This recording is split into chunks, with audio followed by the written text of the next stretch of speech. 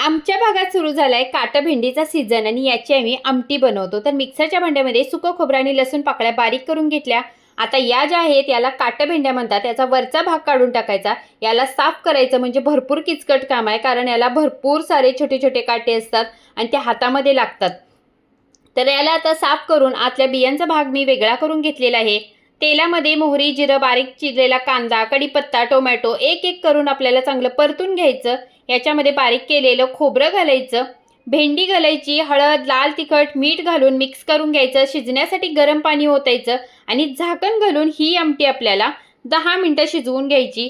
मस्त इथे आपली आमटी तयार होते। आता ही आमटी थोडीशी पातळ होते आणि भातावरती खाताना राहत नाही, म्हणून याला थोडंसं आपल्याला भाकरीचं पीठ किंवा बेसन लावून घ्यायचं। 2 चमचे भाजलेल्या शेंगदाण्याचा कूट आणि कोथिंबीर घालायची। झणझणीत इथे आपली काटा भेंडीची आमटी तयार।